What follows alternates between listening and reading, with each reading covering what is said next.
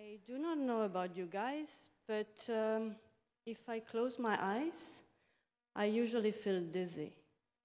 Because I'm thinking that with this planet, I'm going around very fast every year. And after that, I'm spinning around a black hole. So I think we all qualify to be astronauts. Therefore, since I take astronauts down into caves, I'd like to take you guys with me down a cave today for just 10 minutes journey. So I will ask you to do a couple of things with me. Please buckle up and come on board because it's going to be dark. So, whoop, does it work? Yes. We're going to go down to the caves. Welcome into darkness. Before we go, I'd like you to experience a little bit what it feels. So let's start.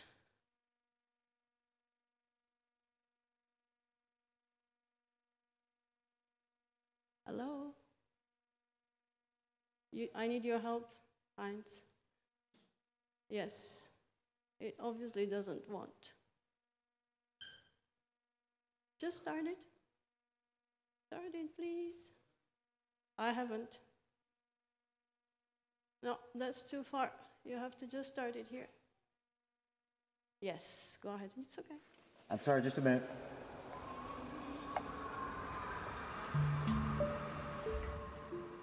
I don't know. I don't know who Tomai is. I'm leaving it incumbent on them to be able to see me. So keep descending. Nemo, turn your light on. And keep setting to it where you cannot see me anymore. And then come back a little bit.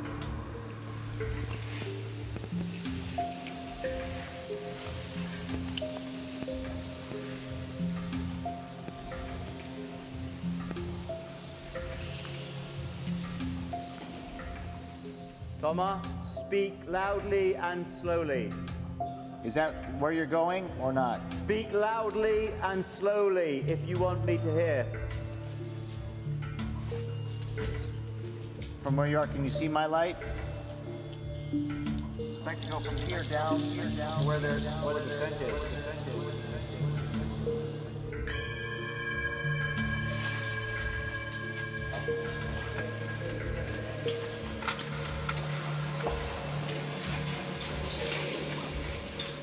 I'm sorry, just a minute.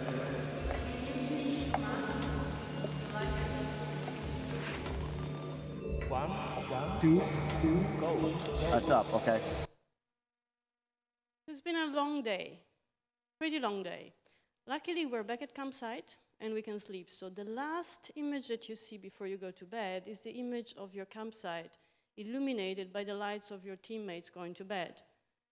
After that, you get total darkness. And this is what you have throughout the night. You try to open your eyes, but you don't really see much. Problem is now you wake up and you want to go to the loo. Aha. Close your eyes now. All of you. Close your eyes and try to reach for your headlamp, which is down around you because you're sleeping, remember. Go ahead, close your eyes. Try to touch, do it. Try to find your, no, do it. Please, move and try to find your headlamp with your eyes closed. Try to touch, keep going, keep going. You have to find it. You can't go anywhere without it. It's not on your head. You were sleeping and your headlamp is somewhere around you. Keep going. Well, if you really were doing it properly, by now you have a lot of intimacy with your crewmate because you've been touching him in order to find your headlamp. But you found it, and yeah, you do have a lot of intimacy with him. Now you can actually be able to go and get up. It's good because you didn't realize, but by now it's 7:30, you have to get up, you have to go for breakfast, and then you have to start going through your procedures because now it's time to actually plan your day. It's the briefing of the day. The commander starts telling you what you need to do. And what you need to do today is start recognizing the area that has been mapped last year by the previous crew. So you have to go around, find whatever they actually already explored, and then by the end of that, once you reach the end of what they explored, what you need to do is now finally start mapping yourself the rest of the area. And in order to do that, you have a couple of things. You have, of course, a laser pointer. Now, if you use your laser pointer around you, and Alessandro is going to do that, I actually have to be on the other side, but that's quite a powerful laser pointer, so what you need to do is to put gloves, which is quite funny because you are in a cave, and it's all very dark, and you're putting these gloves on. It means that everything you touch, you stumble on, so you have to be pretty careful by now. Luckily, what you have is, of course, a helmet that protects you. However, you're going around, you're making a map of the cave. It's not easy. You have to make a map which is three-dimensional. And the cave is not as easy as this building. You have to render what you actually have around you. You have to start imagining how will this look like when it's coming out in the final map. And this is very important because other people will be able to explore farther. In a cave, you explore three-dimensionally. You move in the cave and the hole can be anywhere. You cannot just look in front. Anywhere is possible exploration area. Then the science team has to do some science. And doing science means looking for wind pattern, looking for temperature, but also looking for small animals. Now, animals are not something that you find a lot in a cave.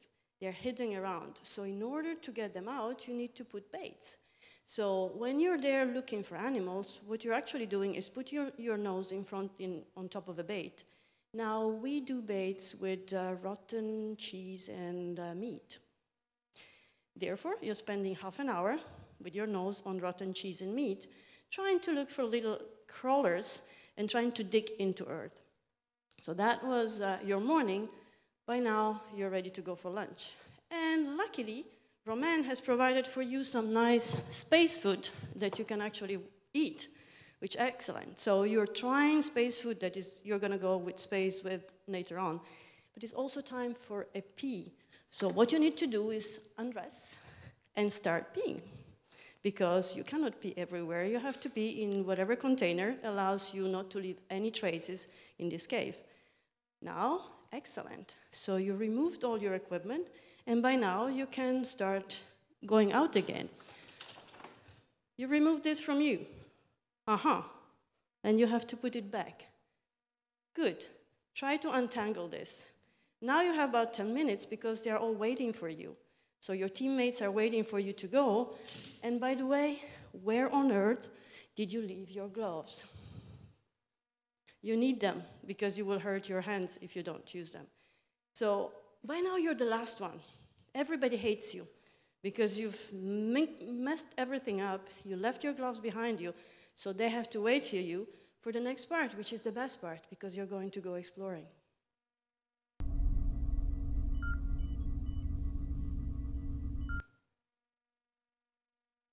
And you really are going to find very nice places. The thing is that those places also need to be photographed. You learn how to photograph, and you get into a beautiful area, like this one. Now, obviously, this is a very nice photo, but you had to send your teammates up to the wall. There is a very big wall behind you. And in order for them to lighten that up, they had to use something like this. And we had about 6 of them, otherwise you would never be able to see that picture. Because as a photographer, what you really need to do is to paint the cave. Without your light, with the light of just your teammates, your cave looked like this. What you want is to take very nice pictures, and you need everybody to take that picture. But you don't just need everybody, you need to coordinate with them before you take the picture and during the picture. Because that shot, this shot that you had before, took about 2 hours to take. And 2 hours, we had people that had to stand there with this light on and light off without moving, which is terrible because, yes, the temperature in the cave is 15 degrees, but it's 100% humidity. Therefore, if you stand and don't move, you're going to get very cold. Plus, you can't really sit anywhere properly. You have to sit on rocks, which is not very comfortable. And you've been in the cave already for 3 days. So your coordination, your teamwork is extremely important in order to get to a very nice picture from this one to this. But once you get that, you're very happy.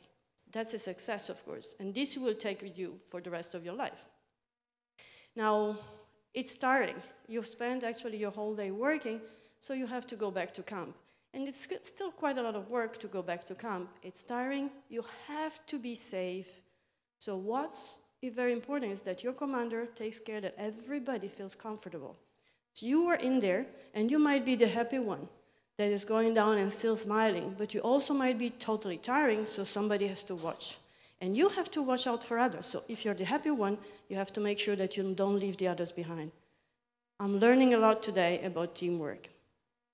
Finally, I have to go to campsite, because when I get to campsite, I still have to take up water, I still have to cook my dinner, I still have to transfer all the data that I recovered today down to my computers, and I still have to talk back to ground control to tell them what we've done and to plan for the next day. As a commander, I need to check that everybody's online and everybody's okay. And the last thing of the day, before we can finally go to sleep, is the debriefing. That's where we learn what we've done today. That's where we go through all our day. That's when we discuss. That's when we see if our commander handled us properly, if we have been successful in our teamwork, if our decision-making was okay, whatever we want to do differently tomorrow, because what we learn from this is something that we're going to take for space in our space flight. Luckily, we can go back to sleep. And finally, we can have nice dreams of our next space flight. Thank you for being on the journey with me.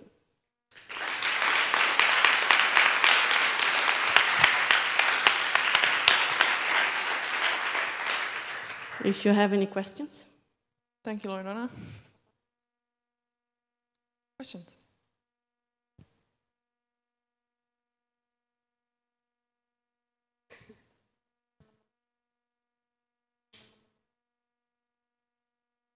Thanks for your great talk, and it was very interesting. How long are you guys staying down there? How many weeks, days? Days, months? Yes. The whole course is 12 days, but the first portion, well, a little bit more, but the first portion is technical training, because in order to be able to be safe in there, you need to know how to move in a cave. You also need to learn how to do the science, because we have a science program which is very serious. And we do real science, so we have already made publications, we found new species. So we want the astronauts to really be doing science, photography, and surveying the cave. So it takes about 6 days. We stay 6 days inside the cave. And one year we stayed 5 days. It was a little bit short. 6 days is enough, but you get very tired. I wouldn't do it any longer. So 6 days is a good time. It stars you up completely.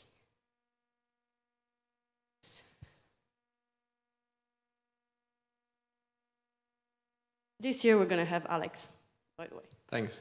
I mean, it's a very interesting program. You're using the cave exploration in order to prepare to go to space. How reasonable is it now that you do actually cave exploration on another planet? How much more complicated would that be? I would say that, first of all, it's very likely, because Moon and Mars have caves. They're lava-type caves, of course, but they're very, very large lava tubes. By comparison with the Earth one, they would probably be able to host a spaceship. So they are very, very large. The thing is that if you do, you're probably not going there to explore them, because lava tubes are not extremely interesting to explore by themselves, but you're going there to look for possible life. So microbiology there is going to be very interesting, and to be protected from the radiation environment. So yes, it's very likely. It takes a leap forward in terms of complexity, because it's not just going to the surface, but hey, we are explorers.